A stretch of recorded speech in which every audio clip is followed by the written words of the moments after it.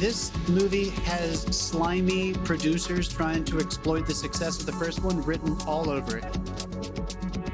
Darth Vader, Luke Skywalker, Princess Leia, Mission Impossible. What's Emilio Estevez's character's name? Fuck you. His name is Fuck You, Dave. somewhere. That's what his fucking name is. Not even memorable enough for you to remember what they're called. Honestly, go fuck yourself. And I can't help that Woody wrote Andy a note in Toy Story 3. If I got a note that said, "Hey, Jeff," and it turned out that it was that is literally the premise for Chucky.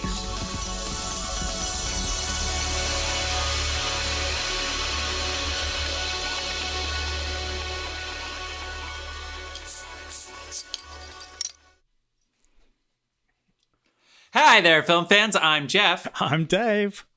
And I'm John, and welcome back to The Love of Cinema, a pod in which we'll challenge one another to discuss movies, both new and old, with a strictly positive, critical eye.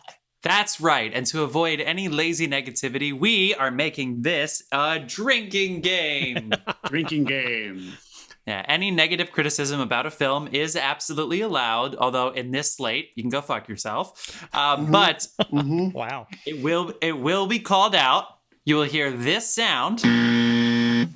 That sound means we're drinking, and we hope that you at home on Twitch or you listening to this podcast anywhere except for the driver's seat of a motor vehicle can be drinking along. Safety first. So pour yourselves a glass unless you're in a car. Join us and give it us for the films we love, and we just love them all this week. It's the season. We're doing Christmas family movies. I mean, is there a bad? Okay, there is bad ones, but. Yeah, there's a lot of bad ones. That's a lot. I saw a couple this week. Actually, we'll talk about it in a second. But so this is a little different. We're doing the family-friendly Christmas movies. Next week, we have a nice slate. Just want to state the movies are family-friendly. We are not. That's correct. That's we should true. say that. That's Yes, we very have an explicit content warning. Yeah. Fucking friendly.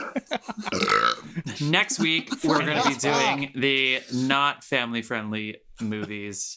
We are very excited about them as well. But before we get into it too much, let's go ahead and kick it over to John so we can hear from some fuck it. Just tell us who we're shouting out, John. Fucking shout outs. All right, we got his beer sponsor. His name is Carlos Barroso. He has a handle on Instagram. You should give it a fucking follow because he makes delicious home brews. He posts some recipes, posts some ketchups. Give him a shout out. The handle is C Barroso Bar 2019. Some catch-ups with everything. We're the ketchup sponsor on this pod. Yeah, go fuck yourself. The handle is C Barroso Bar 2019. That is CBARROZOBAR 2019. And as always, the music you hear on this episode and every episode is provided by the artist Dasein. That's Dasein, Dasein. You can find the music available for free downloads at soundcloud.com/Dasein-artists. I think I fought that guy once in Vegas. Oh yeah, he's a vigilante superhero. Oh my gosh, Jeff. All right, well, before we get into the slate of movies, there's a little bit of news, so we'll see. But as always, we're going to start with Dave. So, any news or anything you watched this week that you want to shout out, Dave? What did I watch? Disney Investor Day is what I fucking watched. Did you actually watch it? I did. I tuned in because I was insanely curious to see whether they were going to throw down the same as Warner Brothers did, and they didn't. They went the other way, and they went, look, we recognize the theatricals where we started. It's what got us this far. So we respect our theatrical partners. We want to keep you running. So case by case basis. And I was so relieved to hear that because, they need I let's face it, a lot of the Warner Brothers directors, as it came out in the news this week, are pissed. Yeah. So you have AT&T HBO Warner. You have that whole system, which is basically the Warner Brothers. Warner Brothers decided to release their entire 2021 slate on HBOMax the day that it comes out in theaters for 30 days. And they did not tell anybody except for maybe Patty Jenkins. Yeah, Patty Jenkins knew. They got a $10 million settlement each to promote it. I'm going to go ahead based on the article that Denis Villeneuve wrote in Variety. He did not get the $10 million. He did or notice or advance notice. He did, yeah. He's not happy because he thought Dune would be a series. And now the people that are his partner, he is outwardly against. It would be like a vice president saying fuck you to the president publicly. It's really funny. Well, it's also like Dune, the company that put up 70-80% of the budget. They didn't let them know either. It's over $100 billion. Over $100 million. I know. I don't think any of us have heard all the tiny little details, but it really does sound like from Chris Nolan and Denny coming out, and some of the other articles that have been written in response to those, that they just did not tell anyone that they were going to do this, except for Patty and Gal. So this I is like I don't know. It's one of the few times I agree with a Christopher Nolan public statement. Buzz yourself. Get the fuck out. Yeah, fuck you. I feel like it's important to, You're right, to also but buzz note that this is not just this is shitty on both points, creatively and financially. Like, apparently there were lots of cast members of Dune who were planning on getting these back end points. They have not even approached them to negotiate how they're going to be compensated for that, which means that that's going to spoil a business contract that they had. I don't know what they're going to do about that. But creatively, anyone who has seen Denis Villeneuve's movies knows that he is, there aren't many guys and gals left that are making movies that are specifically made for the big screen. I watched Blade Runner 2049 not too long ago on a very nice size TV. It's big enough for anyone to say like, oh, that's a decent sized home theater. And I had trouble reading some of his scripted prompt stuff at the beginning that kind of was setting up things. It's designed to be seen on a big screen. And anyone who was anticipating any of these larger movies, I think we should be frustrated, because I don't think the answer is to appease audience members immediately. There's something to be said about anticipation. I wish they just would have pushed off. I think they should have just waited until fall 2021. Yeah. I mean, some of Wonder Woman some of Wonder Woman shot in IMAX as well. You're not going to get that on streaming. No. Like, but Disney it sounds like Patty hasn't even done HD yet, or like HDR yet. I totally agree. But it does sound like they sat down with Patty HBO, Jenkins. Not Disney.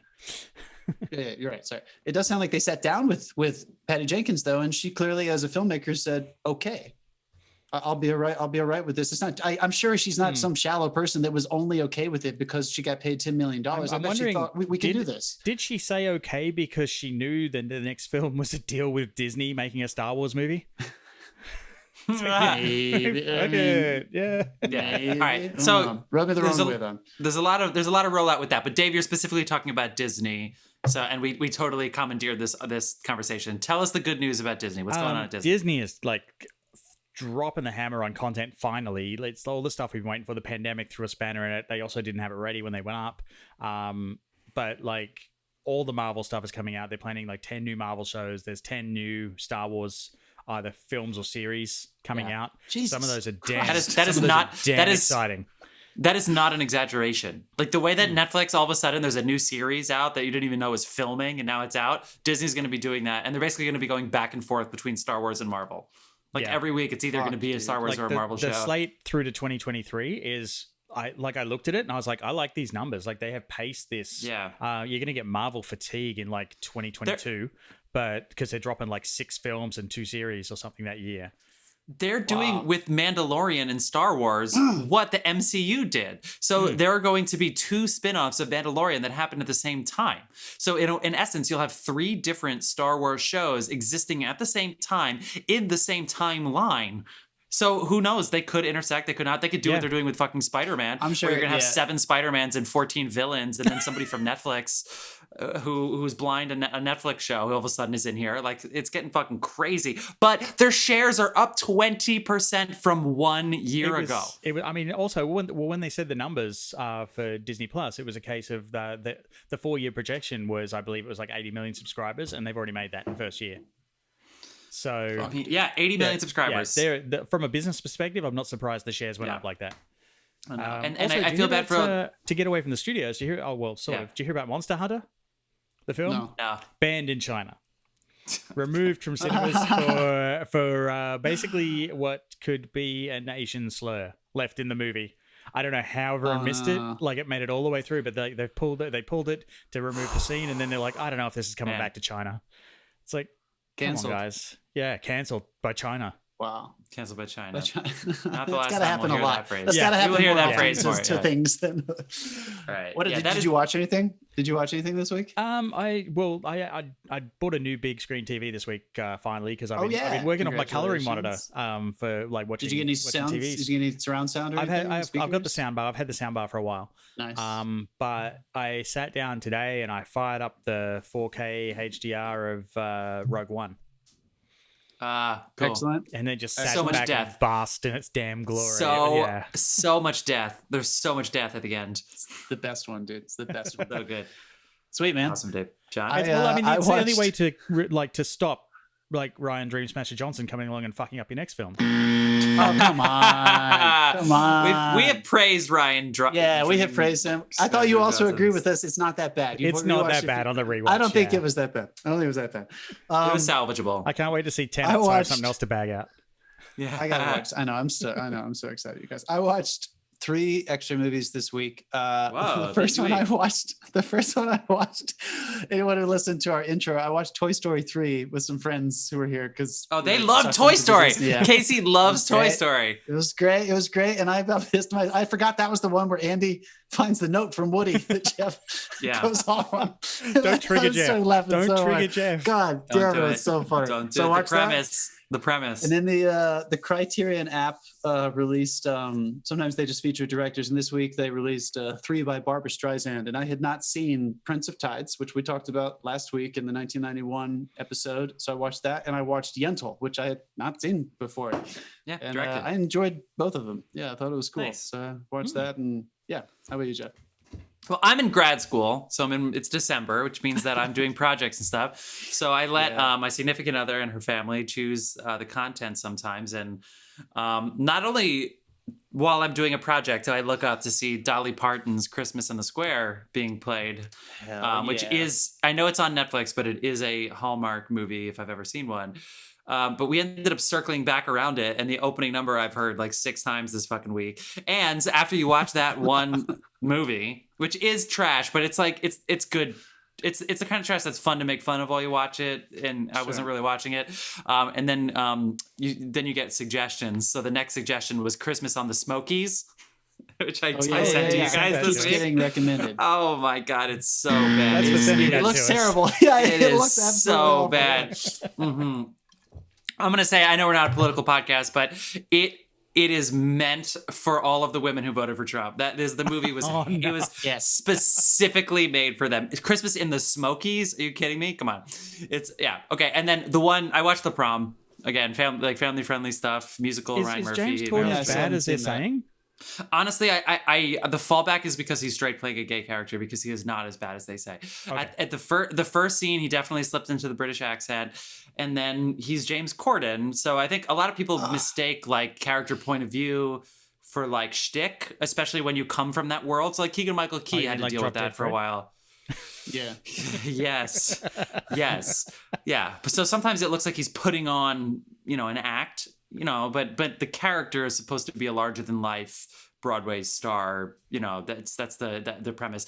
The movie's good. It's uplifting. It's emotional, all that kind of stuff. But it's not like a great movie, if that makes sense. But kudos for it existing, and obviously Meryl Streep's great. So the Prom. Didn't that duo write the music for it? The ones who did Greatest Showman and no. Oh, they didn't. What are they? No, actually, this is a guy that was involved with The Drowsy Chaperone. Was one of the lyricists and book writers for it. But no, this came to Broadway about 2 years ago. It closed very early, and then they recast the entire cast with Hollywood people, with the exception of the lead girl, the lead 2 girls. It's a gay story of a girl trying to go to prom in Indiana, and they shut down the prom because they don't want any same-sex couples at the prom. That's basically the premise. It's good. It's good stuff. It's good. But this week I'm going to have a heavier slate because Nomadland is coming out this week if I can find it, and then Uncle Frank and Mank are out there, so that's on my slate for this Nomadland week. Is the it's the Chloe what's her name, Zoe Xiao, the one Chloe Xiao, and it's Frances McDormand. Frances, right? Okay. Yeah. So Venice, let's do it. Let's do it. Let's get into this, people. Thank you so much for going on that journey with us, but we've got to be talking about our family-friendly movies. So first, Home Alone. Home Alone 1. That's what we're talking about. 1990. I have seen, not only last year did I watch the circuit of all 3 of them, and yes, the third one, but I also watched on Disney Plus. This is a great week for people who have Disney Plus, by the way, after we just praised Disney with all their 2 of these 3 movies are on Disney Plus, and there's a Home Alone backstory movie, like documentary that's an hour that's talking about the making of Home Alone that I've seen, and it is amazing. I highly recommend it. You're not talking about the movies that made us on Netflix, that documentary series about. There's like this is a different thing on Disney Plus. Okay, yes. I'm gonna watch that. And then fuck, now I have to double check that. Interesting. God damn it, John. I'll double check. Keep talking. God damn it. Fuck. And then we're going to be talking about Miracle on 34th Street, the original Miracle on 34th Street with a very, very young Natalie Wood and Academy Award winner Edmund Gwenn. This is 1947, Miracle on 34th Street. We're wrapping it up with National Lampoon's Christmas Vacation. I'm just going to say it now because I want to keep you guys hooked. It's my favorite Christmas movie. It's one of my favorite movies of all time. It's my favorite Chevy Chase performance. And by the end of this podcast, we're going to be saucy, but when we're talking about it. So please stick around for us talking about Christmas Vacation. Let's get into Home Alone. You know the story. It's the story of what happens when you give an 8-year-old millions of dollars and his parents take all of their money. That's what the Home Alone is about. Buzz Macaulay Culkin's parents. Yeah. They raised 2 very successful actors. Anyway, you know what Home Alone's about. I'm going to pass the torch because I've been chatty. Who wants to go with their initial reactions about Home Alone? Initial reaction. This just had its initial reactions. How can I to the 30th anniversary? I will say this was one of those movies that I remember. And it was an event. Me and my good friends from down the street, our parents took us as a big group, family groups, to go see this movie. This was one of my early childhood in the theater movie memories, and it was awesome then. I remember it was fucking awesome then. It just gets. It's not that it gets better. It's not like fine wine, but it doesn't get worse. You know what I mean? It just stays funny. It's funny every fucking time you watch it. And as I get older, the thing I do appreciate more and more is Pesci and Daniel fucking Stern. Pesci. Yes. I mean, just the two of them are fucking solid gold. And it's just proof that the idea is great. Obviously, John Hughes wrote a wonderful script. Christopher Columbus does direct it well. We could talk about all the ins and outs of the technical stuff, but if you did not nail this casting, this movie would not work. Yeah, it doesn't matter that the script is brilliant. Macaulay Culkin is brilliant. Everyone in every role of his family is hilarious. And the 2 dumb robbers are fucking perfect, dude. Even the spider seems friendly in this movie. The spider, yeah. The spider's great. How many spiders did they use? Did you see we also almost had De Niro in Pesci's role? Yes. Yeah. Could you imagine that? I can't. I can't imagine that. Pesci nailed it. I don't think he would. I don't think he would have lost it as much. You need someone who's more berserk. I don't think Rob's. And they had berserk. to constantly remind Pesci to say fridge when the camera wasn't rolling because he kept dropping F-bombs by accident. Yeah, just getting Pesci to not curse. Oh my God! Can you imagine that? Comedic genius. I just good. I know Jeff usually does the stats, but I've got a little bit of stat here for you. Yeah, no, get in there. I already fucked up. I was talking about the movies that made us on Netflix. I highly recommend the movies that made us on Netflix. I can't believe I did that in my first fucking movie that I'm talking about this week. Go ahead, Jim. Wait, dude. So I'm glad it's on there. 1,202 theaters they released it in, and it made over $17 million. It maintained a number 1 spot for 12 weeks and then remained in the top 10 until the end of June the following year. 12 weeks? But then the top 10 until June the following year. This was released in November, so it was in the top 10 for 7 months. Oh my God, dude. Yeah, it actually earned a Guinness World Record as the highest grossing live-action comedy ever domestically and held onto that for 27 years. I mean, this is why Joe Pesci retired. Like these 2 movies. We paid Joe Pesci this week. And I don't mind. It's actually not. We'll talk about that in a second. All right, keep going. All right. Oh, this is not. Okay, so this actually. Sorry, Dave, you keep going. Do your thing. No, I was saying it actually coined a Hollywood industry verb. Your film failing due to another film's outstanding run is now known as being Home Alone. Wow. Yeah. Do you have any? I don't want to hold you to it, but do you have any stats on some movies that came out in the spring that this movie crushed? I don't. I just know I'm gonna look them up while you guys talk. It took 27 years to beat it. So.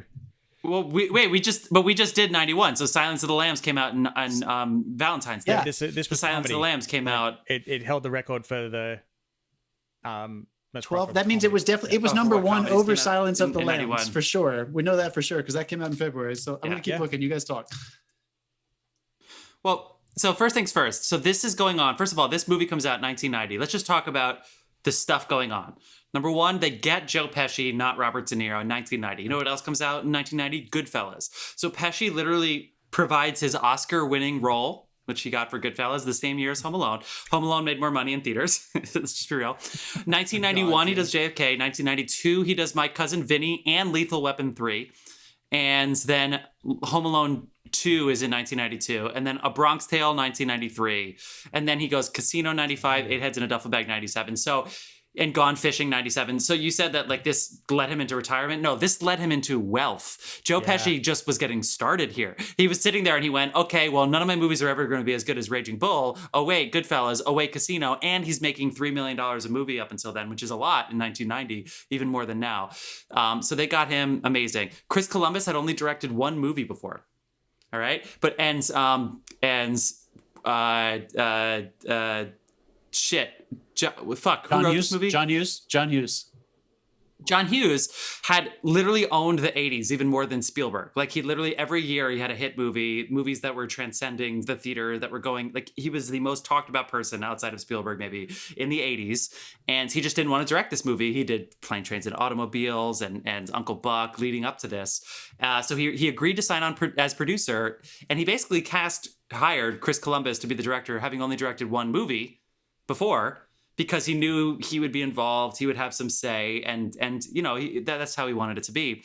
And the movie actually, in like while it was in pre-production, got canceled. They stopped the movie, and then it's changed studios in the middle of it. They had to rush to find a new location to film it. They filmed it in an abandoned school.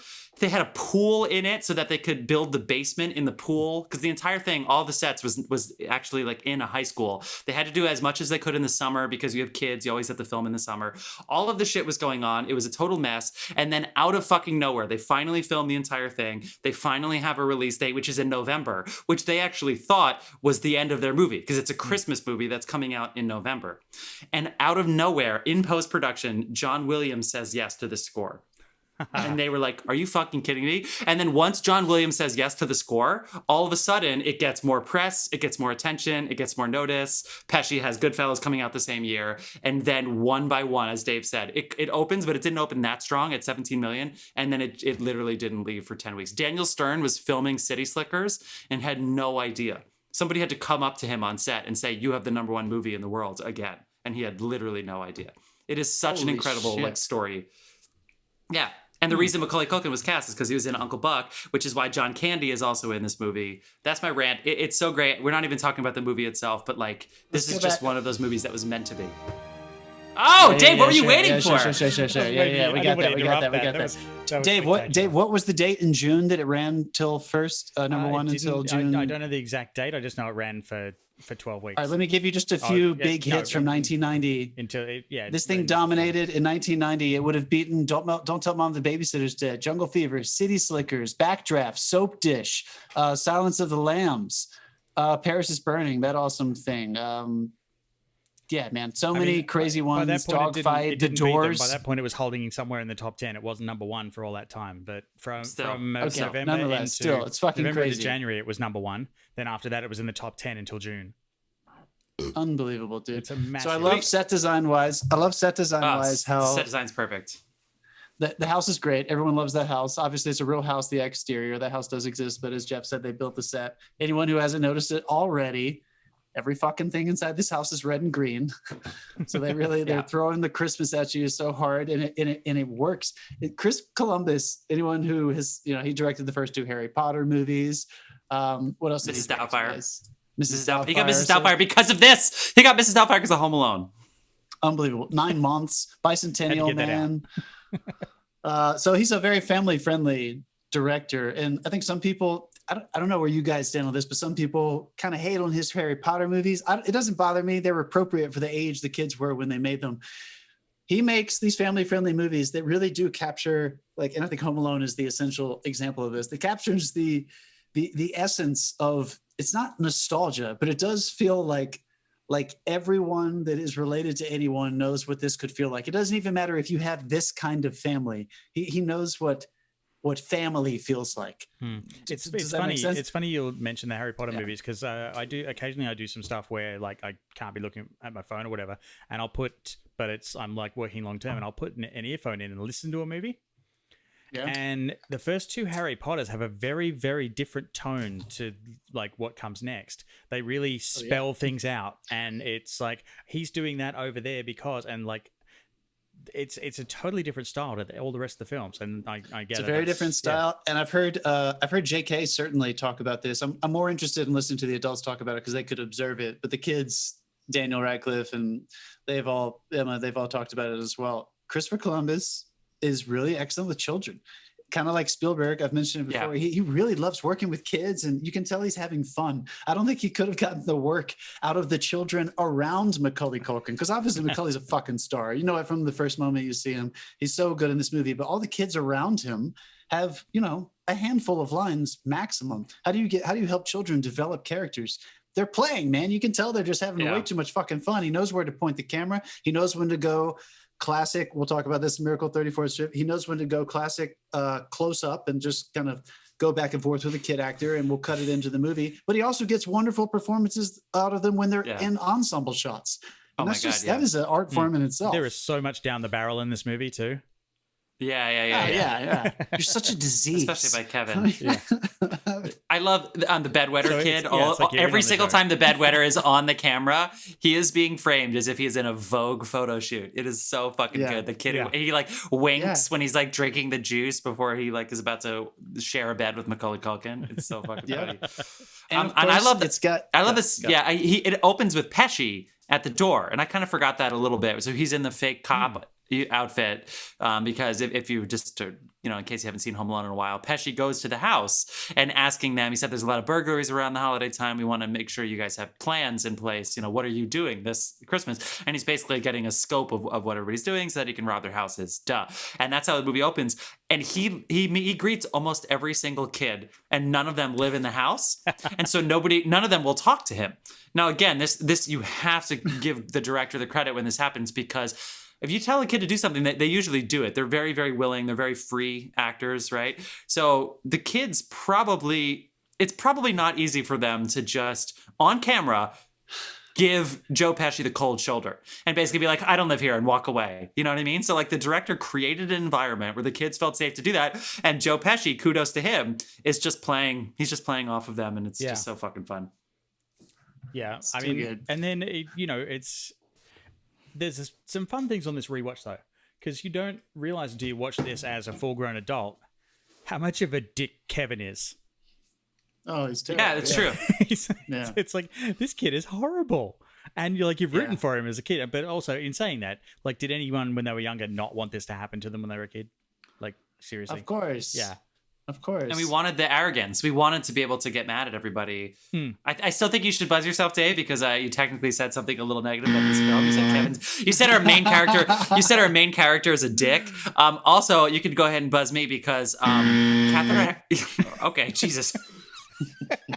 Catherine O'Hara, while she is trying to get home, not very kind to airline workers. Mike, can we say that now in hindsight? No, she is screaming at airline workers who have planes and all of their seats are filled.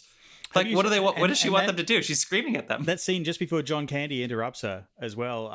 Have you seen the conspiracy theory around that, where the other extra standing behind her with the beard looks a lot like Elvis, and everyone's like, Elvis is in the background of Home Alone. Shut the fuck up. That's fucking hilarious. This is whole conspiracy theory on the internet. I've heard her talk about playing, how like she was kind of hesitant to do this because it's like she's playing like the worst mother in the world, like the woman who like forgets her son. But again, it's just one of those, we take it for granted in a comedy that is this successful because you're laughing so hard. You're not thinking about the work at all. You're not thinking about how this movie is made at all when you just get to enjoy something so much like this. But we have to talk about it on a podcast like this. The work is too good. If you did not have actors that were playing it so sincerely, if she was not believable for even a second, it would seem like bullshit. It would seem like camp and just an excuse to have this John Hughes funny script where a kid gets to hurt older people, with the antics. Her side story, which is perfectly timed. The cutaways, the sound design, the cutaways when he's like, Mom, and it just cuts to the plane just taking off, like it's just so loud, going back and forth in that interest. It's when he's waking up, they take so much time for him to realize that he's alone and for her to realize he's gone. There's a patience there. Once again, I don't know. Of course, I don't mind this at all. I really loved how much time they took to develop the exposition. You don't really get him alone until you're like 30 minutes into the movie. And the actual like incidents that everyone remembers from this movie don't start until like an hour in almost. Like at least. I think it's like the last 30. Yeah. I do love that they created an entire fake movie to feature within this movie. Angels with dirty souls, angels with filthy souls. Yeah. And then made a French dubbed version of as well for when they cut to the TVs in Paris. It's a Wonderful Life that's dubbed in the French, which is fucking fantastic. The Angels with Filthy Souls, I think it's on the movies that made it when Chris Columbus is talking about like just how much fun they had getting to make this like cheesy noir. It's so good. Yeah. it's so excellent. All right, John. Lines. All right. Hey, snakes. Where have I heard that name before? All right, let's talk about the guys. Let's talk about the guys. The practical. Would any of this have been funny if they had done anything with CGI effects? No, right? No. Like it would. I mean, if they had the fact of the matter, like normally, one of the rules is with comedy is comedy doesn't hurt. In this case, comedy hurts and it works. Comedy hurt. Yeah, they broke the rule. Exactly. There's actually, they had a doctor, and I think it was in 2009 or something. They had a doctor on, and he went through what would actually happen in these traps and the survivability of what he did to him. And I don't want to ruin anything, but you're actually watching two murders, guys. Oh yeah, yeah. He would have killed. See if we can people. Guess them. Yeah. When the iron would have killed Marv, the right? iron falling from 3 floors. The iron would have fallen. The paint cans as well would have led to a frontal hemorrhage.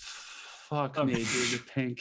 Ooh, like literally, there's at least the blowtorch to the head would have actually melted his skin onto his. It was graphic what they went into. That fucking stunt double that actually slips on the ice and does a backflip down those brick stairs. Oh my god! I mean, oh my god! Dude, somebody did that. Yeah, the stunt's great. Yeah, that is insane. I think this is a good time to say I watched them back to back last year, and one is definitely better than two. It's similar to the Ace Ventura movies where they go more childish and ridiculous in the gags for two. So I think the best thing about the rewatch for one, for me, is that it's not about the burglary. I kept thinking it's all about the burglary, and the burglary is about 30 minutes, and the movie's close to 2 hours. So there's so much more going on. It's about Kevin being autonomous. The burglary, like how he shakes off the burglars. It's be careful. There's so much more going on. Also, it is airtight. Really, the script, the way the spider callback. I mean, they introduced the spider twice. The spider has 10 seconds of screen time over the course of 3 segments, and is an important feature. Exactly. Yeah, but a very, very short amount of time. That spider needs a fucking Jaws theme, man. It's like, right. Like we're gonna get to the old man. The old man. The old man was just like a gimmicky, like almost like Sandlot era, scary tactic, and then he has the short scene with Kevin at the end, and he has the furnace. The old man is the line of the movie, which is, "You can be too old for a lot of things, never to be afraid." What the fuck is it? What is that doing in a comedy? You know what I mean? Like, there's just so much heart to this. I mean, that's the thing. Like when you put like pretty much, I would say all the movies we're doing tonight, they have heart in the middle of them. Oh, in some way, shape, or fashion. They have heart, and they don't just have heart. I think this movie succeeds at doing what all great Christmas movies do. I mean, maybe we can argue this in Christmas Vacation, but I think a lot of great Christmas movies don't just capture heart and family first. They capture a child's perspective on learning those lessons, and this movie is at the center of it. So even when that wonderful scene with the old man in the church, you see him remember how simple a child would see the problems of adulthood. So even though he teaches Kevin that line, Kevin immediately turns it around on him and says, you should talk to your son. And it just gets you in that place where, whether we like it or not, you guys, anyone who doesn't have children, if you're an adult and you don't have kids, Christmas is not as special to you. That's just how it is, right? And movies like this can bring you back and remember what it feels like to be afraid, to be grateful, to have your family and all that great crap, all that shit, all that Christmas shit. It just fucking nails it. It's directed so well. Yeah. And I know, wait, just to make sure I don't leave any loose ends in my last thing, even though I know 2 isn't just about the burglary, it's about him being lost in New York. Obviously, that's in the title. It gets a little gimmicky and it's fine. But even more so in the second movie, you start to wonder as an adult, why didn't he just call the cops? Which in the first movie is the only thing about this movie, which is fine. In comedies, you can get away with one thing. If you tie up every storyline, you can even tie up how Catherine O'Hara isn't even upset that she gets home at the same time as the rest of the family, even though she had to go through 2 different airports in a bus with a fucking bugle band. Like, she still makes it home. Like, all those things, whatever, you forgive. Yeah. And Kevin probably should have called the cops. But in 2, you're just like, why? Just call the cops, bro. Yeah. Anyway, it's still also good. Has the only Home Alone actor ever to be impeached, if I'm not mistaken. Oh my God, Dave! Usually we're the one with the things. With the pause out. 2 is awesome, it's fun, but 1 is better. 2 is just for the gags. I would love to ask this question, and it's okay if there's not just one answer, but favorite comedy moments in this, like favorite moment of comedy, and favorite supporting actor besides Macaulay Culkin and Joe Pesci. So favorite supporting actor. For me, it's without a doubt, it's Daniel Stern. And my favorite comedic moment in both of these movies is when he screams. So in this one, it's the spider. And in number 2, it's when he gets electrocuted. That scream. That scream was dubbed. Because it's his scream, though. Yeah, it is his scream. He did, but they couldn't do it at the time because they didn't want to scare the spider on his face because that spider was real. Thank God. I've always wondered that. Yeah, he agreed to do it once. I was thinking about that this time. My fucking face once, and I'm like, and they're like, well, he has to scream, and it's like, well, if he screams, the spider's going to bite him. So no. Yeah. Can you imagine that? Yeah. Without a doubt. Though. Don't scream, even though it's in the script. Yeah. Pretend you're screaming. When I know we're talking about number 1, but in number 2, when he gets electrocuted and they just interchange him with the skeleton, the little jaws. I mean, come on, dude. Yeah. And then, what's your favorite?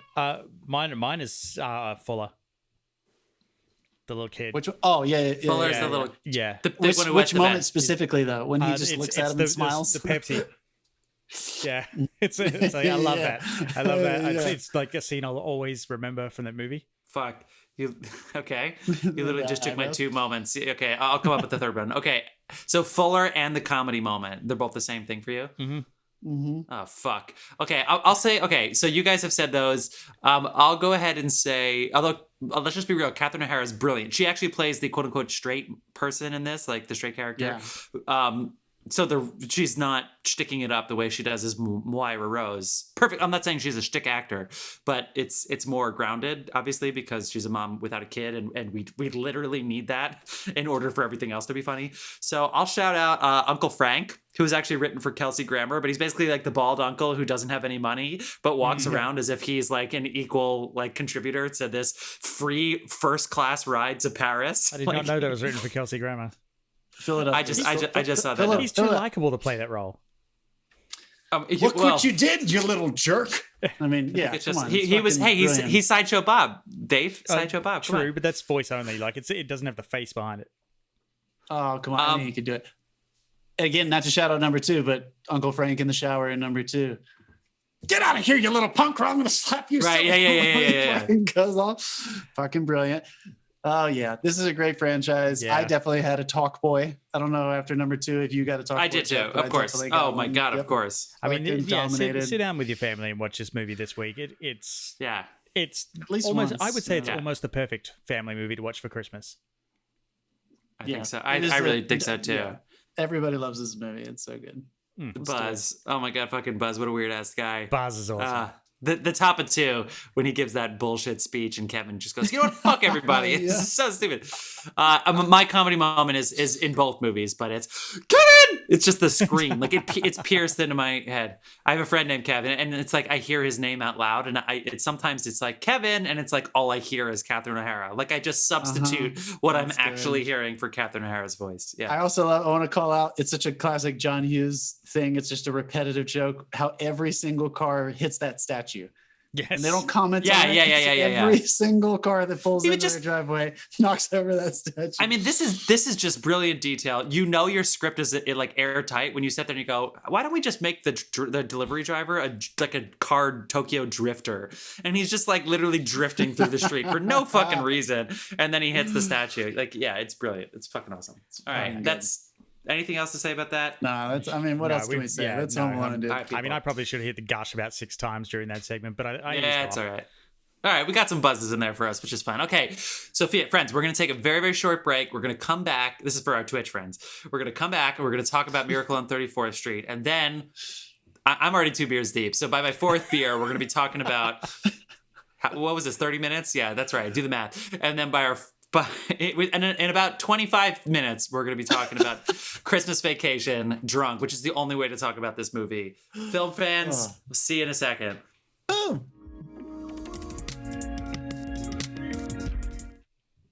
And we're back. That was quick. Back. Yeah, I don't want to fuck up my lag time from the first segment here. People, we are back. We are talking now about Miracle on 34th Street, the original one, not the one with the guy from Jurassic Park. I'm so glad everyone watched the same one. Yeah. I thought for a second after I'd seen a full hour of this, and I was like, oh, I'm talking about this one no matter what we get. No, the original one. Are they both on Disney Plus? This one is definitely on Disney Plus, but are they both on? This one is. Yeah, they're both on Disney Plus. Yeah. Well, there you go. Yeah. There you go. So we are talking about just Miracle. Quickly, before we go into this, I'm a little bit excited. We had our first Twitch scam link poster ever during that break. It was amazing. Like the moderator smacked it straight away. But we popped a cherry for posting spam links. Yeah, look at that. Yeah. We're having fun. Yeah, people are trying to troll onto our fucking thing. That's pretty great. Yeah, that's when you know you've made it. Yeah. That's when we know we made it. We're good. Because people post links that say, do you want to be famous? Yeah. All right, here we go, people. We're talking about Miracle on 34th Street. This is starring, well, let's be real, it stars Natalie Wood, because that's the most famous person today out of this whole bunch. She is the, 9-year-old girl in the movie? 8. 8. The guy who plays Santa is a young, short, 5'5" man. No offense to short men. Playing Santa Claus. He's Chris Kringle. Mm-hmm. And his name is Edmund Gwenn. And guess what? He won both the Golden Globe and the Academy Award for Best Supporting Actor for this performance here at Miracle on 34th Street. It is about a guy who substitutes...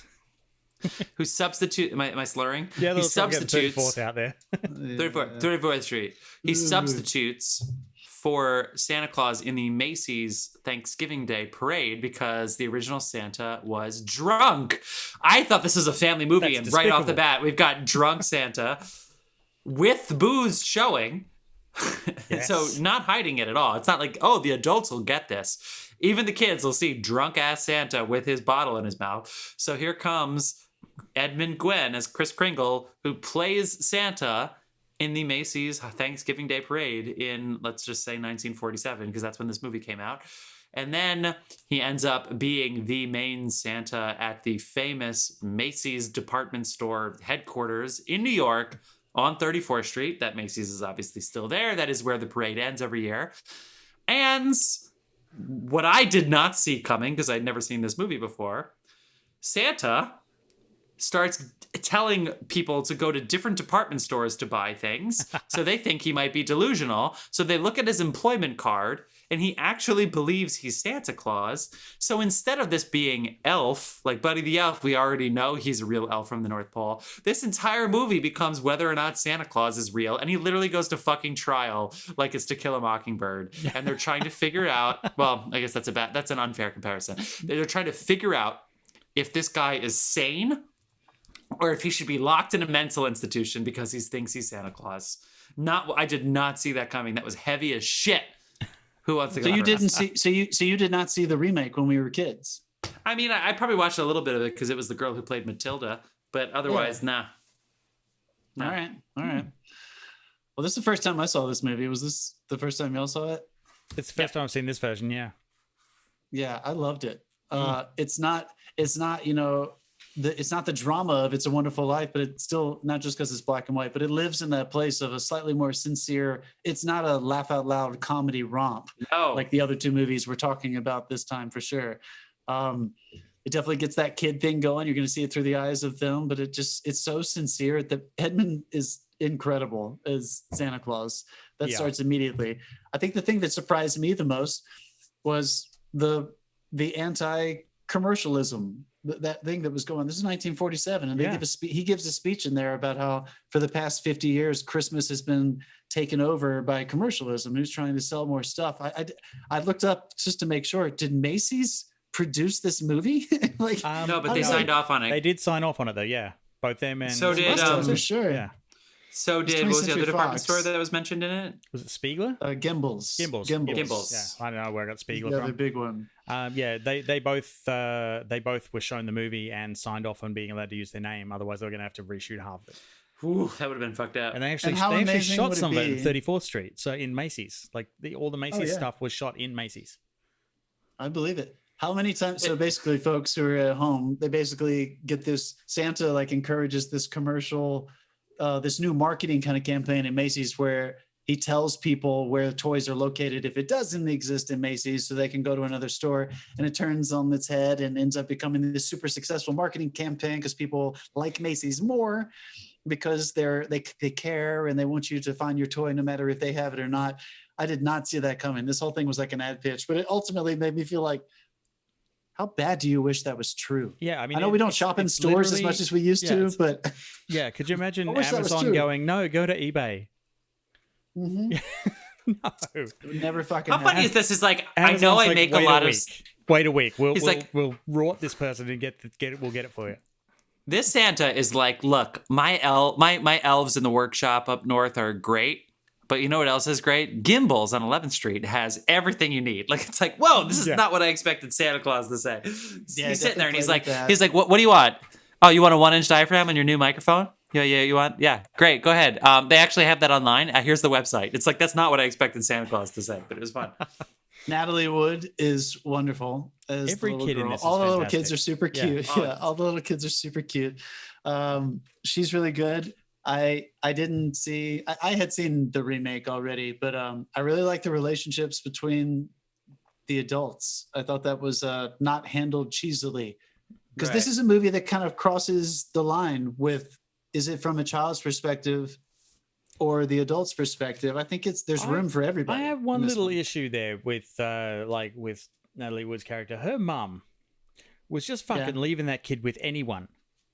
True. It's like, the guy around the corner that we don't know. Yeah, sure, go and hang with him. Yeah, you can go with this person. Now they're in the same apartment building. Wander off with him. But still, like, the kid's in his house. It's like, I'm sure that was the case back in like 47, 49, whatever. It's a different time. Send your 8-year-old daughter into a strange man's house. Dave, That's this is what I told myself. We're also like, talking about a holiday that's based on an old white man sneaking into your house in the middle of the night to give your kids things. So we have to just kind of accept that about Christmas, right? Like, I don't know whether to buzz that or not. I mean, it's true. The answer is always yes. Always yes on the Love of Cinema pod. Find us on all the socials. Whole lot of touching going on. Every adult male in this movie touches Natalie Wood. I mean, you know what I think? You know what I think this movie's really about? How much possibility there is around the holiday times when you have a lot of money. It's so great. Yeah. This movie and Home Alone, it's like, oh wait, you know what we didn't mention about Home Alone is they go to France and the kids are pissed off because they have to watch It's a Wonderful Life in French, which by the way looks terrible. But in this movie, the girl has a view of Central Park West, and there's just an attractive young single man on Central Park West who wants to date her mom. That's really what's going on. That's the caveat here. The caveat here isn't Santa. The caveat is like, no matter, even if the guy's not Santa, the girl's probably going to be okay because her mom's going to marry the single young attractive lawyer who has a view of Central Park on Upper West Side. Like, it's pretty great. Yeah, and like it's funny. Like the first time you see, she'll get her house as long as mommy and daddy start dating. You know what I mean? To spoil the end of the movie, like just saying. I'm the first time you meet Kris Kringle, he comes across as like an early version of a Trekkie. He's like knocking on the guys we know. It's like, no, the antlers are wrong, and this reindeer's in the wrong place. It's like I feel like I don't know. So charming though. I would I was absolutely charming, but I for that point, like at that point, I was like, okay, that's Santa Claus. I think maybe would it have worked better if they were like, is he or isn't he? A little more. Okay, yeah, I'm with you. So the remake plays with that more. Yeah, it's not a certainty. It lets you decide. They don't really like make it. The point of view doesn't decide it for you. This one, I bet this played like gangbusters though when this fucking thing came out in 47, right after the war. Yeah, I find it great that they're like even they're dealing with the over commercialization of Christmas. Like even Santa is an anti-capitalist, just so everybody knows. Yeah. Even though he's sending people to department stores, he is an anti-capitalist. Well, and I also there's a little political commentary on there about the judge says, I won't be reelected. Guy's a Republican. He makes a comment about it. That was funny. There's a Democrat in office at the time. I laughed out loud. Come on, let's think about it. I do want to call it out just for a second. We don't have to talk about it, but there were tax codes in place at this time that would have seemed like socialist agendas that were anti-capitalist. And that was the way the world was happening in post-war America. And they were making a movie on the tails of it. And I feel like I think if it would have come out at that time, it wouldn't have seemed as strange as it was now. It was kind of refreshing. I know nothing about that. I found the comment about that like you'll get 2 votes, one in that guy, and he's a Republican. I thought that was the best joke in the movie. Yeah, I think it probably would have slayed then because they had just come from having 5 terms of Democrats, four FDRs, and they were sitting in the middle of Trump. I don't know. And you know what? Cool. Democrats won the South back then, so this is a completely different time for politics. Completely different time. Mm-hmm. I thought it was really touching to see how they handled all the courtroom comedy. I liked how there were so many single shots of actors, the judge especially. The actors. The judge does not believe in Santa Claus. Let's be real. This judge does not think Santa's real. The cutaways from him and his political advisor, though. When the guy was munching on a cigar, like he was like, "You can't say Santa doesn't exist in politics." Also, the prosecutor, when they called the prosecutor's son as a witness, and he was like, "I was like," and the prosecutor was just like, "It was just so cute." It didn't ever go. It didn't. I didn't feel like it went campy. I felt like it rode the line really well of just kind of sitting on that place where everyone in the audience already felt like, and maybe you're saying, Dave, that this was less interesting to you, but I felt like everyone who was watching this kind of had permission to feel like I would never say Santa doesn't exist to the world for the sake of children. I found that I would never do that. Yeah, no, I found that interesting. I do feel like they've kind of hobbled themselves forever remaking this movie, though, because if they tried to remake it in the modern era, Santa would spend 8 months in the fucking hospital waiting for a court date. He goes to Bellevue Hospital, very famous. And he's an immigrant. So there's no fucking chance he would have ever gotten seen. And he lists Long Island, so they would have just been out to get him from the very beginning. Very creative with the post office stuff. I thought that was sweet. The child performances in this, though, are really sweet. Natalie Wood's they're not the amazing child performances of To Kill a Mockingbird. It's not that kind of thing, but Natalie's really great, and all the cameo performances around her are so essentially adorable and genuine that it doesn't feel like it's just kids being kids. It's well placed. The little cutaways to home. What I kept noticing were, and I'm sure they designed this on purpose, whenever there were extras in the background of department stores, the way children would come in and out of the shots behind Santa. And there were always children in the background of this movie, which I thought was great because if you're an adult watching this, kids are in the background for you thematically to this story. So I thought that was a really good production touch that I appreciated.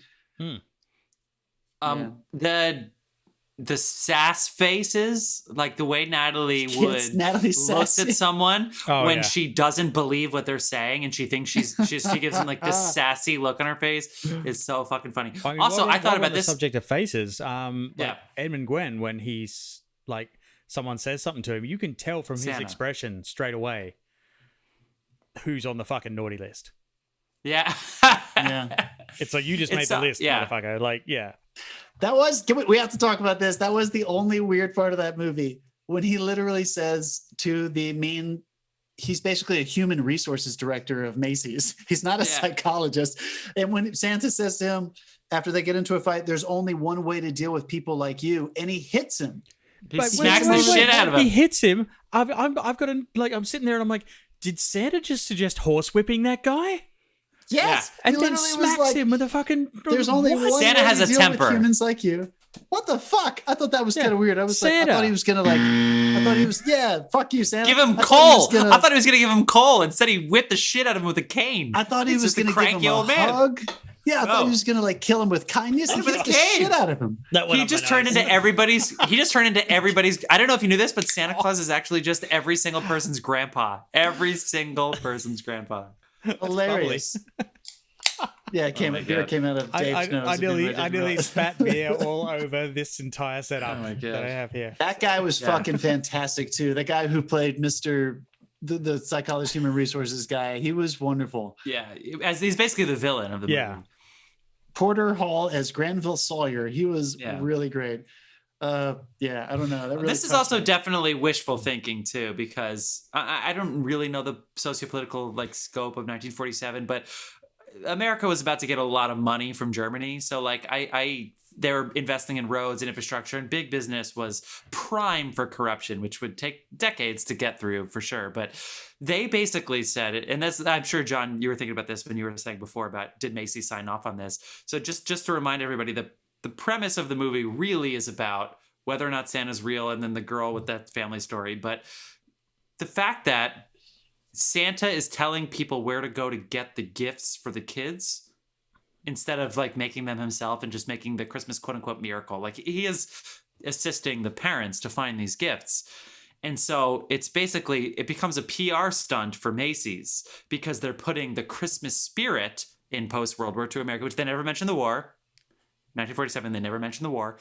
In the post-war, they say the children's happiness is more important than commercialism for Macy's, which is obviously bullshit. And Gimbals, what's it called? Whatever it's called, responds basically. Yeah. So the two department stores are now both trying to share the Christmas spirit because it's also profitable, because it means it's also profitable.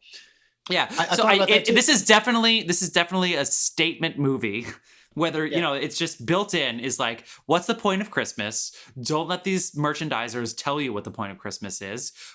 We'll let them be skeptics because the girl's mom, Natalie Wood's mom, is the events coordinator for Macy's. She's in charge of hiring the Santas. That's how this becomes circular, right? So it's basically the people who work at Macy's are cynical about Christmas and they only care about commercialism. And so that is really a big underbelly of what this whole movie is about. And you can definitely tell that this movie is trying to push that barrier. They're trying to push back on capitalism. It's trying to push. I think that's it's trying to push. It's trying to push back, but they make it very clear that there is a bottom line that increases commercially because of the goodwill. So I feel like it was almost like they were middle out economics, people. Come on. Yeah, they were trying to teach values of capitalism, and to take it further. I thought it was cool that everyone who knows American history will know that women entered the workforce very seriously in the middle of World War II. And this movie revolves around a woman who kept her job. As they don't say that literally, but she's the events coordinator. She's a director of events at Macy's. She walks into a meeting and all those men stand up. They all know who she is. They all respect her. And I thought that was really cool. That I felt there were a few values that came out of this movie about how to run a business, unlike Wall Street or something like that is, totally cynical. This was trying to use something very positive like Christmas to try to teach these values. And I don't know, I would appreciated that. Yeah, I thought so too. You giving me the gush? Was that the No, I thought it was, but it was a helicopter or something. Yeah. What the fuck was that? It is hot as fuck in my apartment at the moment because everyone has their building heating on. And it's coming through my floor. So I've got the window open, so you're going to hear the occasional New York thing. So if you're driving in listening, the sirens are not for you. That's just outside my window. The audio, but unless you're really high. If you're really high right now, those sirens are for you. They're coming for you right now. Dave, you're the audio tech. What are you doing with an open window while you're recording? This makes zero sense to me. Any other final... I do. I just want to point out that arguments in the 40s aren't like arguments today in this movie. No, the one guy's argument, what he does is he just gives his wife an extra martini. So there's definitely some sexism stuff that they're commentating. That woman crushed it. She's going off with the guy, and then she just stops arguing and turns around. It's like, I'm not going to leave. I'm going to stand here so you can keep arguing at me. That's great. They were like, we don't want to reset this shot. Just turn and face the camera. Exactly. It was so obvious at that point. I have one very important question before we move on, though. Okay. This movie is rated PG. Wow. Yeah. So, I mean, it was PG-13 did not exist, by the way, this time. So it's rated PG, which means you can say fuck once in this movie. Where would you put it? What the fuck?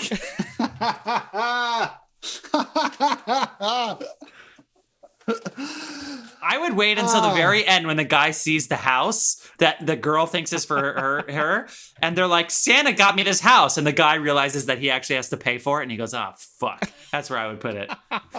Santa, god damn you, fuck you. Okay, that's what I would say. I think when Maureen O'Hara walks in at the beginning and sees a stranger with her daughter. Oh, that's a good one. I think she's saying, "What no, This is my daughter." No, because the backstory is they already knew each other a little bit. Well, she introduces herself to him in that scene. Yeah, no, they introduce each other. I think she knew. I think she hadn't met him, but she knew that the girl was running off. She knew he was a neighbor. She knew they were staying with him, but they had not met yet. And he was like, wasn't she like touching him and stuff? I don't know. That's where I would have put it. Dave? I think I would have either had it at the beginning with the drunk Santa or the shop assistant when he tried to correct him on the reindeers. Hey, guy, just be like, what the fuck, buddy? Fuck off. Shut the door. Yeah. Fuck off. That's good. It was very touching. It's set in New York. So there aren't many, again, this is a comedy, but there aren't many really great, like more sincere style Christmas movies. And this I'm going to add it to the list. I'm going to watch this every year now. Incidentally, I found the house that they find at the end of it still exists. And you guys can't see this because you're not getting a feed of what's going on. But this is the house currently. It's on delay though. Oh yeah, on Google Maps. On Street View, and the only it still exists in its entirety in Nassau County. The only thing they've added is a window in the top section, but that house is still there. Well, that's creepy. We can go check it. Oh, there it is. Yeah, with the American flag. Yeah. What if that just had a Confederate flag on it right now? I would not have shown it. Okay, good. Yeah. Fuck. I forget what I was going. Okay. Oh, this is what I'll say too. Okay, hold on. I'm very critical of movie musicals. I talked about The Prom at the beginning, and kids movies. I work with kids. I teach kindergarten first graders music. I teach kids music and musical theater. Don't talk down to kids. Just don't fucking do it. Like, this movie is a trial movie where they're questioning whether or not Santa is insane, where they say lines like, everybody knows Santa isn't real. We don't believe in fairy tales anymore. I don't want my kid to be delusional. These are lines that are spoken in the movie. And this was a family movie that was so successful, it was remade. And here we are, you go and turn on any kid movie today, and it's like you're talking to a tortoise. It's so stupid. Like, just treat kids like the future adults that they are, all right? They get it. They pick it up. They learn more from listening to adults talk to themselves than they do to adults talking to them. So just children, respect the kids, man. They're future adults. They know most of what they need to know. The scene where he teaches her about imagination, when he teaches her how to play, that was the movie for me. When he finally got her to start believing and having fun in anything she was able of creating in her head and enjoy it. And that it's not just, this is what it's like to be a kid, is that he was teaching her, don't ever lose touch with this either. Obviously, as artists, we try to hang on to that. But I thought that nailed the movie for me, that monkey scene with Natalie Wood, super cute. But I agree with you, Jeff. And I think that's probably the essence of most Christmas movies. That is Tim Allen's lesson in The Santa Claus, to stop treating his kid like he's something else and respecting him. I feel like that's the lesson in so many of these movies. Don't just think of your family as children and family members.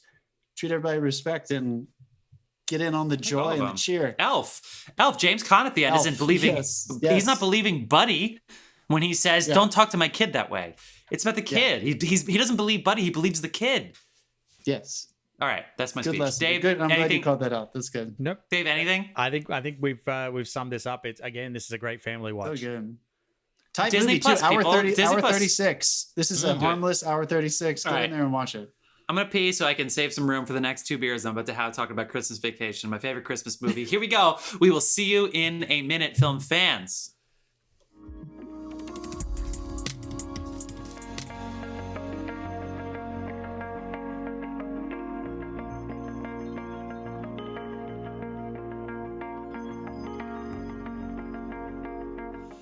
Here we're back. Whoa, sneeze.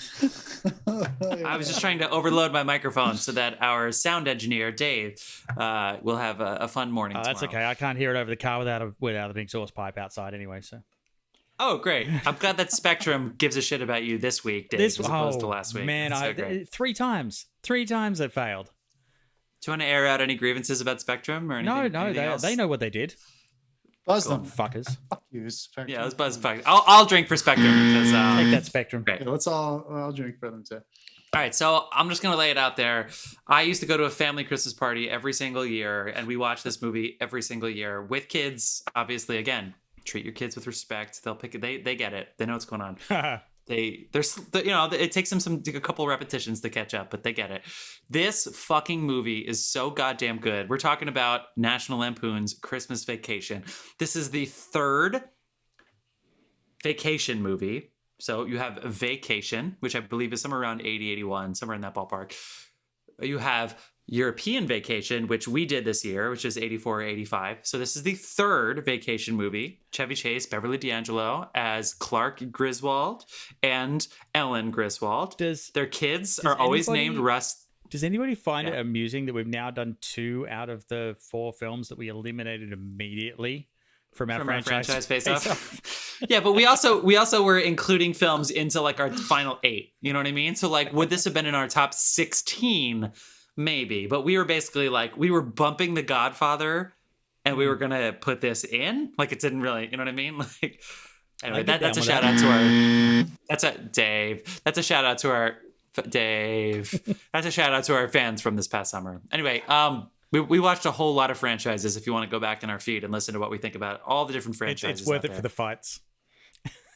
I think so too. We fought way more about franchises than we do about whether or not Christmas Vacation is fucking awesome. Anyway, so guess what? Guess who wrote this movie? John Hughes again. So this is now, if you count 1989 with all the other John Hughes movies, this is his third. I mean, John Hughes just owned the 80s. I don't give a shit about. I know Spielberg made more money and everything, but like, you guys. God damn it, John Hughes right now. And not only did he wrote the first 2 vacation movies, so Vacation and European Vacation, and he didn't even take on a co-writer or didn't even say, I'll just sell the title. He personally wrote this script. And the best part about this, I made a joke last segment about how it's great when you have a lot of money because there's a lot of possibility for things that can happen when you have a house and you can buy first class tickets and yada, yada, yada, yada, yada. This is a middle class dream come true. This movie. This is about a guy in a regular size house in a regular size suburb of Chicago, just has his whole family come to stay with him. And it's about the wife too, obviously, but it's really Chevy Chase. So Chevy Chase and Beverly D'Angelo, they have the entire, I know I'm slurring. I will argue that point with you later. They have the entire family come to stay with them, both of their sets of parents, and then eventually Cousin Eddie and his wife and kids come to stay with them because he wants one big family Christmas that he never gets to have otherwise. And that's what this movie's about. This is to me the quintessential Christmas movie. It is the quintessential 80s comedy. It is the quintessential Chevy Chase. I will argue to the bone about it, and I've seen this movie 20 fucking times. I love this movie. I'm going to be very, very careful to not overspeak because I'm starting to feel the beer. So I'm going to go ahead and... What? I'm in my intro! I'm in my intro! I already have the gush alarm in my intro. All right. Anyway. First. Nobody falls off a ladder like Chevy Chase. I have never seen this movie before. And anyone who did listen to her, hold on. Jeff's I told gone. you this. Hold on. I lived with you for like 4 Christmases. Never. I told you guys I had never seen it. The franchise face-off. Remember, because this was not a part of the official franchise face-off. This was part of the people was voted in. Yeah, the fans voted it in. Wild card. So I watched the European Vacation. I couldn't remember if we did that in the franchise face-off, but that was another year that we did that one. But anyway, that was the only one I had seen. This is I did not like European Vacation is that much. I don't remember if you guys recall me talking about it. I'll never forget. I loved this movie. I thought it was wonderful. And it kind of blew me away that John Hughes, this one was so much better than European Vacation. I don't even know how to compare them. Like European Vacation, kind of like how you were saying about Home Alone 2. I felt like that was all gags. This movie had heart, dude. Building this whole ridiculous thing, building to Chevy finally saying, I did it. And yet like, it has all the he same, wanted was to create that family thing. If you look closely, though, it has exactly the same structure as European Vacation. There's a series of scenarios that build up to a plot device that happens in the last half hour of the movie. It's exactly the same scenario, but this works. But this one is anchored by every in between the gags. Every scene in between the gags, there is a situation with the family, the extended family, that raises the stakes on also, his stress. These guys are relatable as well. Like, every situation they get into is relatable. You know what else this is, too? This is a caravan movie. So it starts with just Chevy's immediate family. And then, ding dong, both sets of grandparents show up at the same time. You get a little bit of them. And right when it starts to dry up, ding dong, cousin Eddie, wife, kids, and dog show up. And so they like lay, and then they're all together the whole time. Whereas European Vacation, they're always on the move. So this, it grows. And so like the possibilities grow with it. And they structure that brilliantly. And then you always have the dark horses, which are Julia Louis-Dreyfus and whoever the guy is that live next door. Yeah. And they're just people. Whenever they need something comedically that takes place outside the house, they're just there ready for it. It's great. So, but yeah, that tribalism, that the way they grow the characters, it works better in this than maybe any other comedy. Like it's just, I don't know, Marco. Yeah, those two on the side, it's always hilarious. Straight up, like it's become a kind of an in-joke that they recast the kids. This time they actually swapped their ages as well. So suddenly Audrey's the older sister. But did you Juliette Lewis? Shout out Juliette Lewis. Yeah, did you recognize the son? Not the son, no. It's Leonard from Big Bang Theory. Okay, yes, it's Johnny Galecki. Johnny Galecki, yeah. Sorry. Yeah. And he has some wonderful stories where, like, because you always hear about Chevy Chase being difficult to work with from some people, or I've heard a couple of stories, but he just a few. Apparently, by Johnny Galecki's own admission, his comic timing was terrible. His own comic timing. So Chevy would sit and work with him and give him improvs to do and lines to say and stuff like that, and then took him to the set of Ghostbusters and the set of Harlem Nights. So like this kid is meeting Eddie Murphy and Richard Pryor and Dan Aykroyd and all these people. He literally shaped what he became later. Wow. Good I for feel him. like that's a fantastic So he basically story. got him Roseanne. Yeah. He basically got him Roseanne, right? He might have got that in his own. I don't know. Really, really touching though. I really appreciated the I don't know. I felt like the gags were built. If you were sitting down to try to write a comedy of this style that John Hughes obviously has done masterfully so many times, his most successful movies, in my opinion, do not rely on the gags. The gags come as a breath of relief around meaningful moments. So he gives you just enough of a meaningful moment, and then he makes fun of the scenario. I think the best example of that in this one is the old family movies when Chevy's trapped up in the attic. Oh my God, yeah. And, he finally, he's stuck and it's funny and it's building and the stress and he's locked in there and you're laughing. And then he finally is watching them. And it's touching, and as soon as it really lands, and you see that look on his face, his wife opens the door and he falls through, and it's just like, now we're back, and the movie just immediately picks up again. Yeah, and so they don't mention it ever again. No. Yeah.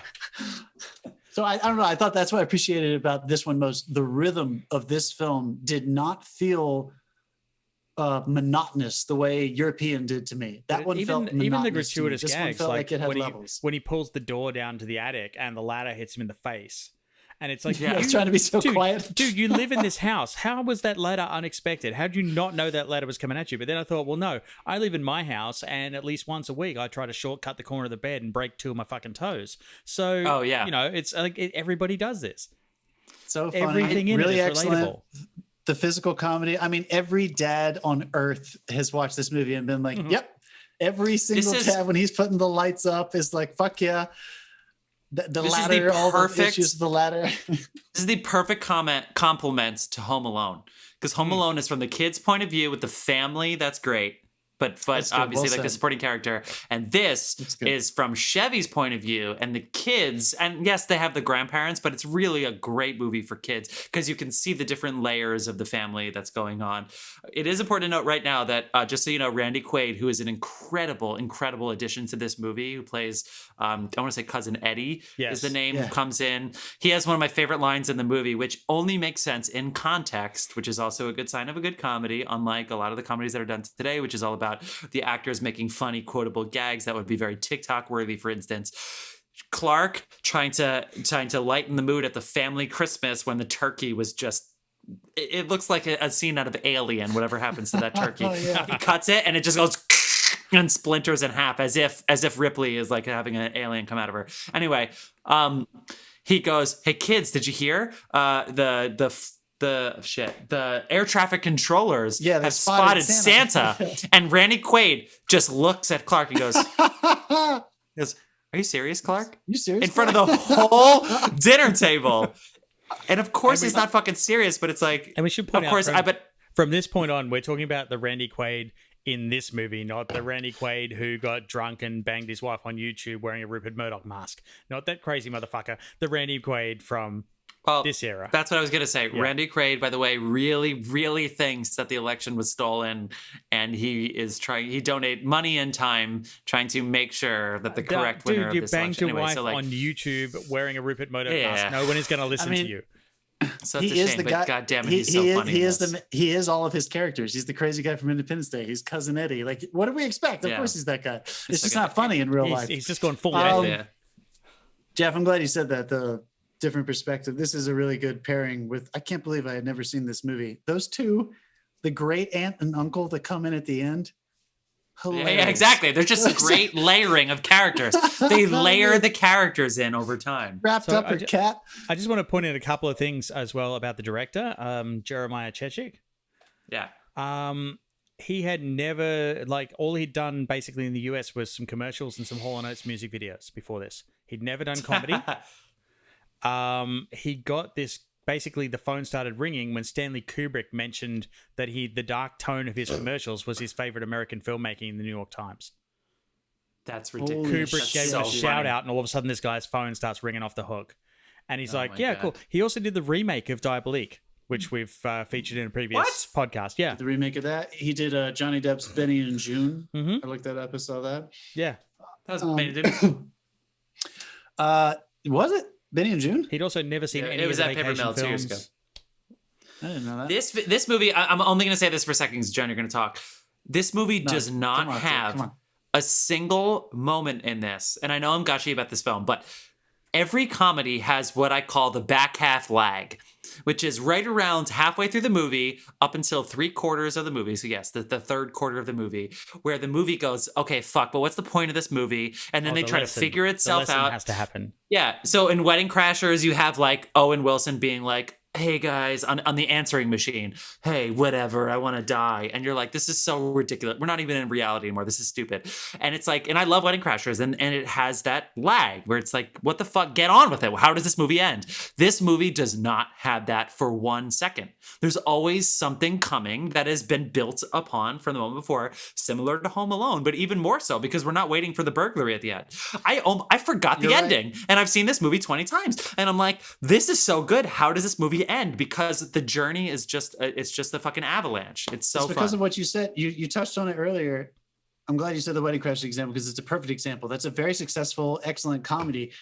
And I think what a lot of feature-length comedies get trapped in is they introduce all of the characters' obstacles in the first half of the film, and then there's a quarter of the second half of the film where they don't introduce more obstacles and they just let the characters sit in them. This movie, because of that layering, because of the caravan thing you were talking about, it never stops. So there's a relentless nature to this. Dave, what was that thing that we've referenced before that Chris Nolan and Hans Zimmer have talked about where those chords continue modulating? So it always feels like it's going up and up and up. Oh God, I can never remember the name of this thing. The Shepherd Tone?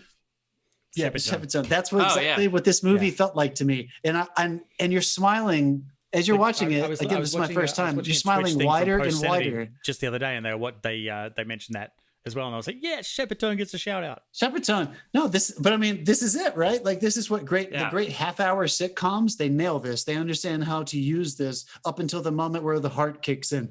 An hour and a half feature, it's difficult to keep building with it, but what a perfect vehicle to have. I don't know. I agree with you completely, dude. And that's why this movie there is a stood out to me so much, is that I kept laughing harder and harder.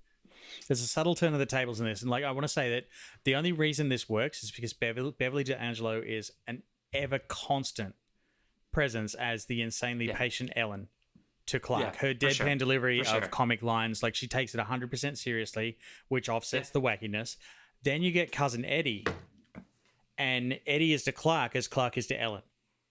So it puts Clark and Ellen on the same team. So they get halfway through, And then these two that have been almost adversary because she's trying to hold it together while he's just being ridiculous. And suddenly he's the ridiculous one, and these two are trying to hold it together against him. It puts them on the same team. There's always a team to root for. Nice. Yeah, I feel like there is like a nice like pyramid style layering of there's like a different kind of way of graphing shit like that, Dave. Yeah, you're right. But I'm telling you, the only reason this actually worked for me, because of all those touching things we were saying about Home Alone, it's not just these gags, that there are moments you learn these lessons and it reminds you of all those great things that Christmas, should remind you about. When Clark can't get the lights to turn on and they sit on him, it sits on him for a minute and it just makes you feel, I used to help my dad put up the lights, and there were several years where we just couldn't get them all to come on. And it just takes all the air out of it. And the fact that they sat on it and they didn't just make a joke of the fact, it's not funny that he couldn't get the lights on. Yeah. It's funny when the lights do come on. Yes. Yeah. Which is probably my favorite comedic sequence in the whole movie. Oh my fucking God, really? That was it? Auxiliary nuclear. It is, yeah. It is funny when he can't get the lights on the second time and then he starts kicking the shit out of the reindeer and the Santa, because that is something that every single human has wanted to do at some point in their life, is just kick the shit out of some My dad and I, honestly, we have just destroyed things. Yeah. Also, back to the Christmas lights, there's a whole sequence. It's iconic. It's famous. Most people listening to this probably know it. Eddie and his family are not even introduced yet. So when you finally light the lights, where do you go from there? That's the question that most comedies have to answer. Do you go right to the bonus that you've introduced? Do you go right to the crowded? Like, what do you do next? You introduce the next set, like the next layer comes in, and then the overlaps get complicated again in a really fun, interesting way. It's You're right, dude. And it's because it's not just that again, if we're sitting around in our storyboard room and we're trying to like actually structure this the way we're going to shoot this, it's not just that a new layer gets introduced, it's the timing of it. None of that is he gets introduced at the lights. He's there. Yeah, so it's not predictable at all. Maybe there was no lull. Thanks, Eddie. Eddie. It's just, Thanks, Eddie. I don't know. Eddie. It really worked for me. Jeff, how many times, when did you, like, is this a movie that has been with you and your family since you were a child, or did you guys watching this? As I was saying, we would go to the Morris's Christmas party every year, and it was on TV every year. And we always had to leave early because we would go to the 11 o'clock service at church, but it was always on. Always. Just every single year it was on Christmas Eve. And sometimes we would watch it ahead of time, but it was just always on. And I want to say one more thing to compare it to other comedy movies and why I think this one stands out. People have been said, and I don't want to be hard on Judd Apatow movies because some of his comedies are my favorite comedies of the last 20 years. But he has said they'll be on set and they'll think of funny lines and they'll look around and basically go, who should say this line? It's really funny. In this movie ends with literally the way a great improv show ends, which is everything gets called back at the same time. If you can figure that out, where you introduce things and then all of a sudden all the things you introduce converge at the same time. So they introduce the sewer moment where there's like the toxic waste in the sewer because Eddie's putting the sewer moment. The old grandpa dad that doesn't understand that he's destroying the house. It was the Christmas tree is his fault. The cat, the squirrel, it's all this guy's fault. He's smoking the cigar, which they've already introduced him smoking in the house. He lights the fire, don't light the fire. And the crazy mom who said the Pledge of Allegiance at the dinner table starts singing the national anthem when Rudolph goes in the air, and they've already introduced the idea of Santa Claus flying in the air, and now Clark's home decorations are on fire in the middle of the sky. That while woman, she's like 10 different callbacks at once at the end. That woman is also the voice of Betty Boop, I should point out. As well. Oh my God, I forgot about that. I remember hearing that like 20 years ago and I totally forgot. Dave. Wow. You're right there, dude. I mean, it's so tight. What do you think is tighter, this or Home Alone? This. I think this is tighter. Yeah. It's a tough, not by much, it's a tough bar to put them on. Like are these John Hughes? Do you think are these John Hughes' best works? I know some people are obsessed with like Breakfast Club and 16 Candles for his more serious things, but I don't know. I've seen those movies a couple times. I like them a lot. I'm not obsessed with them. These are holiday movies, so I'm going to rewatch them more often than those, but I think these are tighter than I think these are. I don't know. Breakfast Club's pretty fucking tight. I mean, it's great, but it's not a happy feel good movie, but it's tight. Dave, did you get wishful thinking when the grandparents wrapped their cat in a box and sent it away? Also, it's kudos to Chevy, because when he's holding the box that has a cat in it, there's no cat in it. He's doing that all on his own. Yeah.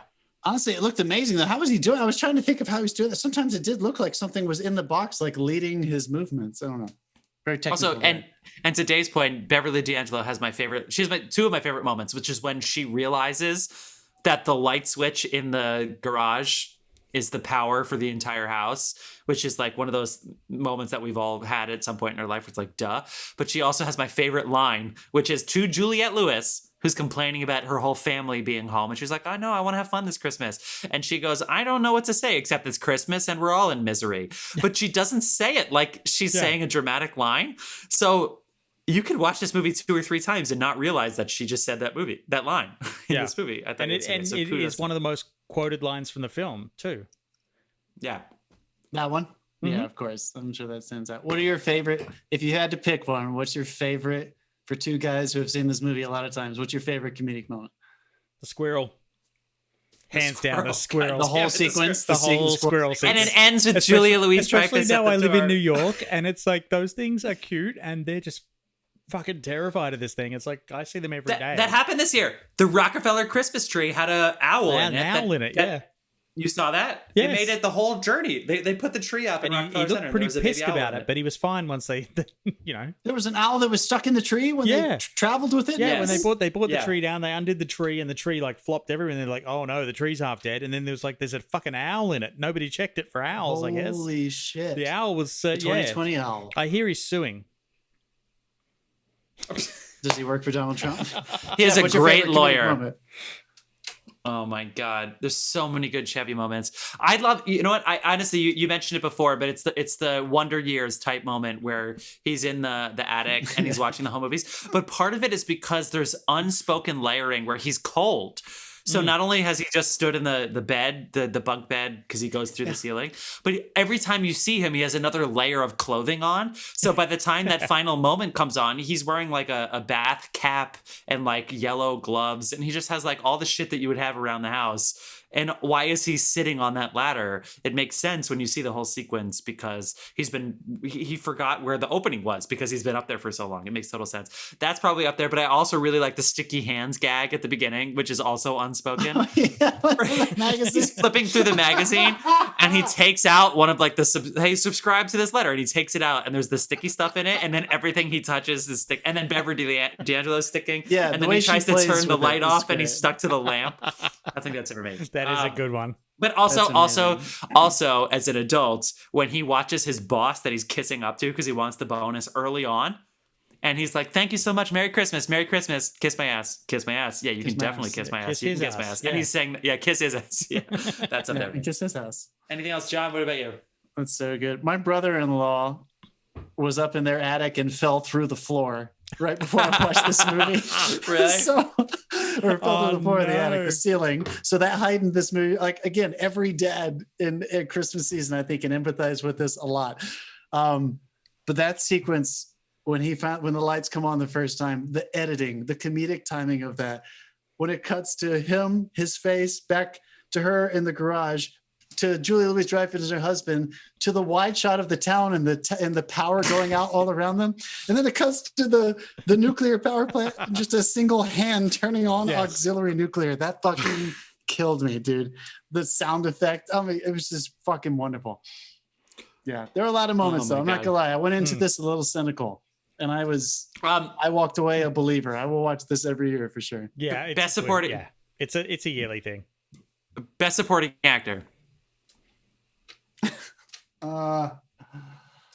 Those two great uncle and great aunt, they were fucking incredible. Yeah.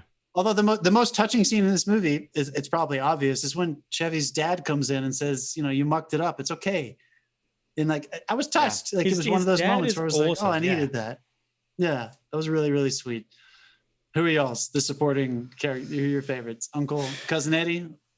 When he's talking about how his older kids, I'm going to discount the fact that he went nuts. I'm going to discount the fact that he went nuts later in life, but Cousin Eddie is a favorite character of mine consistently. Even when he gets his own movie later. Guys, is Vacation as good? Should I watch the regular National Lampoon's Vacation? I don't think I've ever seen that one. The first one? Yeah. It is kind of good, yeah.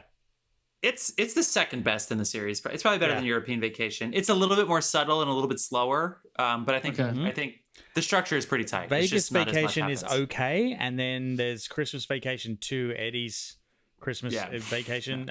Just give that a fucking miss. Vegas Vacation is like the typical sequel, like Ace Ventura, like Home Alone, where it's a little gaggier. They get a little gaggier. There's good shit. There's good shit in there, but it's a little. If I'm not mistaken, Vegas Vacation is Anthony Michael Hall as Randy. What? Really? Is that right? Why I can't remember that now. Now I'm totally blanking. I thought it was. I don't know. As is Rusty? You mean? It's Rusty. Yes, sorry, you're right. Rusty. You're right. Yes. Jeff, who are your favorite supporting? Well, JGL is the failsafe because some of those gags, like when I rethink of the movie, I don't think about the next door neighbors, but how important her life turning into misery is because of the Griswolds next door.